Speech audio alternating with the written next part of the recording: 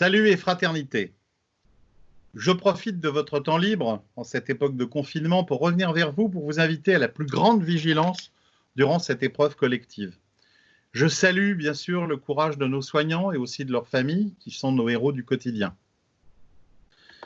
Ce virus assassin, virulent, est très dangereux. Faites très attention. Ne vous surestimez pas et ne le sous-estimez pas. Je pense à toutes ces morts, à toutes ces vies arrachées. Je pense à ces personnes dont l'avenir a été soufflé comme une chandelle, sans accompagnement des êtres aimés, dont les dépouilles sont détruites dans les sacs poubelles qui les isolent. Je dois dire que sur le plan éthique et symbolique, c'est indigne. Depuis le mois de juin 2019, j'ai travaillé à la création de la gauche patriote. J'ai eu la chance d'avoir été rejoint par des gens de qualité et de conviction. Il est important d'arracher le concept de patriotisme des mains de l'extrême droite qui n'a aucune légitimité à l'utiliser. L'extrême droite et ses mensonges avec lesquels les souverainistes de gauche doivent être impitoyables. De même, refusons les faux patriotes libéraux de la droite classique, voire de la gauche dite de gouvernement, enfin ceux qui ont suivi Macron, qui ont conduit à la rupture du contrat social entre l'État et les citoyens. Homme de gauche, humaniste, je pressentais en 2017 ce que le macronisme nous ferait subir à tous par ses mauvais choix. Nous en constatons tous les jours les terribles effets dus à la folie de cette idéologie néolibérale qui mène toujours immanquablement à la ruine des peuples. La gauche patriote a pour vocation de développer à gauche un programme écologique et social non collectiviste, anti-mondialisation, dans le respect du citoyen et œuvrer à la promotion d'outils démocratiques nouveaux. Aujourd'hui, nous sommes les mieux placés pour parler aux Français et leur dire de ne pas voter pour le RN. Comme eux, nous sommes déçus du trop d'Europe et du trop peu de France. L'Union européenne est inutile. Elle vient de mourir en démontrant les méfiances et les antagonismes de peuples trop différents, sans base culturelle commune. La France, elle, est un creuset culturel et civilisationnel qui unit tous les peuples qui la composent. Ce n'est pas le cas de l'Europe. Le patriotisme, ça n'est pas un gros mot. Et cette pandémie déclenche des réflexes simples. Fermer une frontière n'est pas se recroqueviller sur soi-même, mais bien se protéger. La raison d'être du contrat social, c'est la protection par l'État du citoyen et de sa famille, de sa santé, de son environnement, de l'eau qu'il boit, de l'air qu'il respire, et aussi de ses biens, de ses intérêts en toutes circonstances. L'écologie et la plus juste répartition des richesses sont au cœur de notre projet. Cela passera tôt ou tard, après la crise qui s'annonce, par une souveraineté monétaire retrouvée. Il faut rompre avec cette habitude de tout accepter pour de mauvaises raisons, car certains rêvent de nous endetter pour les millénaires. Oui, on peut être de gauche et vouloir garantir la sécurité, la prospérité, la stabilité, car des solutions existent. La gauche, c'est l'humain avant tout, et j'ose dire le vivant avant tout. Nous devons avoir cela à l'esprit pour poser des gestes politiques clairs. La gauche internationaliste n'a sans doute pas bien mesuré les enjeux et les défis à venir en rejetant si fort l'idée de France. Ils ont négligé les Français qui comptaient sur eux. Cette extrême gauche internationaliste pour laquelle un électeur modem est un fasciste. Cette gauche sectaire a fait le lit de la globalisation et porte une très lourde responsabilité. J'espère qu'ils essaieront de modérer leurs pensées à l'avenir. La gauche souverainiste de Jean-Luc Mélenchon, du début, a été éradiquée. Mais nous sommes là désormais. Être français, c'est appartenir à la famille France. Depuis son arrivée ou à sa naissance, d'où qu'on vienne, peu importe. Ce qu'il faut, c'est vouloir adhérer à ce projet commun. C'est la seule condition. Ce n'est rien, et c'est tout. La France est forte des Bretons, des Auvergnats, des Basques, des Corses, et tant d'autres qui ont choisi un projet commun, une langue commune qui garantit notre vivre ensemble et le revivifie dès qu'un peuple ou une ethnie nouvelle nous rejoint. Les Dromcoms sont nos joyaux, au même titre que le Berry, la Charente ou le Morvan. Remercions également toutes les vagues d'immigration nécessaires pour bâtir la France moderne. Le projet de cette France globale peut intégrer d'autres richesses vivantes. Il faut nous connaître et nous aimer.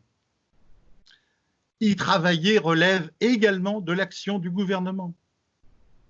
Nos immenses domaines maritimes et l'ensemble de nos territoires nous donnent la possibilité d'une politique écologique à l'échelle mondiale.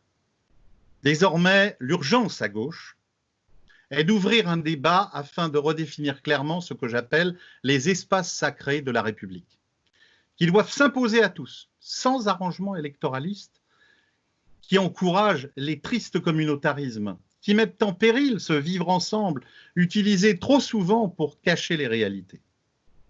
Le système français refuse les communautarismes.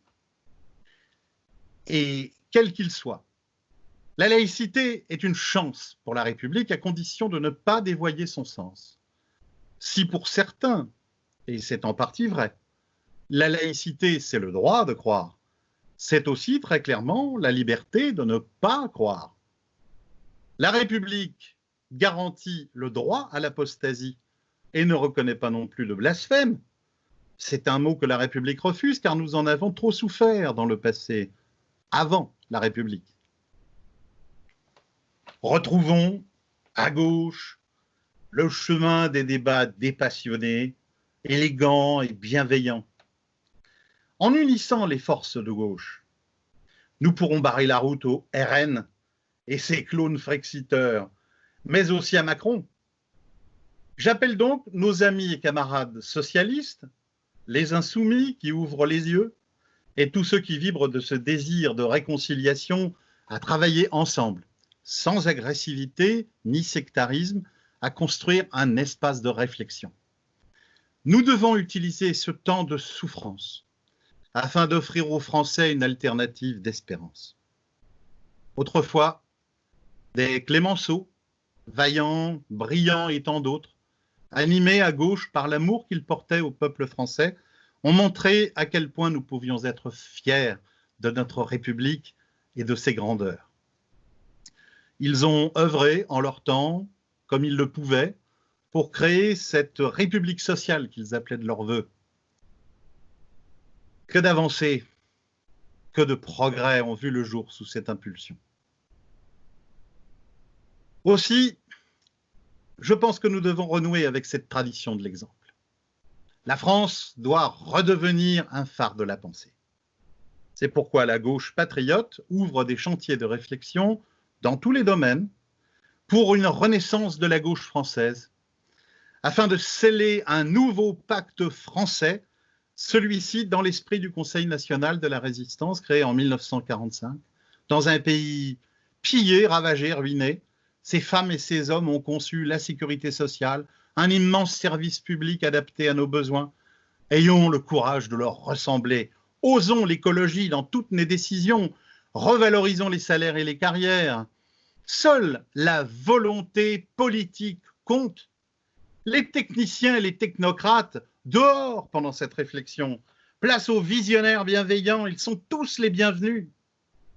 Nous avons sous les yeux, tous les jours, le nouveau monde de Macron, mais qu'ils partent tous, et le pays continuera de tourner, car aucune de leurs actions n'est efficace ou rassurante. Les soignants soignent, les boulangers font du pain, les routiers livrent, les artistes rêvent à notre avenir meilleur, les maraîchers font pousser des légumes, les enseignants préparent leurs cours, la recherche s'active. Bref, le service public dans son ensemble est à l'œuvre. La France tourne sans les premiers de cordée et sans leur gouvernement empêtré dans ces mensonges qui nous envoient où? À Rungis. La comédie de l'Union nationale entend nous bâillonner tous et le confinement les protège de nos questions dérangeantes. Je crois aussi que le confinement a pour but de nous briser le moral, à la chinoise. Préparons-nous donc à résister. C'est l'appel que je lance. Ce qui vient après sera probablement pire, mais nous œuvrons aux futures réponses. Nous ne savons pas combien de vies seront encore inutilement sacrifiées sans test massif. Toutes nos vies comptent. On s'interroge sur le cynisme des décisions prises. Protégez-vous donc vraiment par tous les moyens et rejoignez-nous. J'invite en aparté nos députés, nos sénateurs, les maires, leurs adjoints, les conseillers régionaux, départementaux, à faire entendre leur voix. Car sinon, plus tôt que tard, la colère du peuple français explosera, confinement ou pas. Je vous remercie.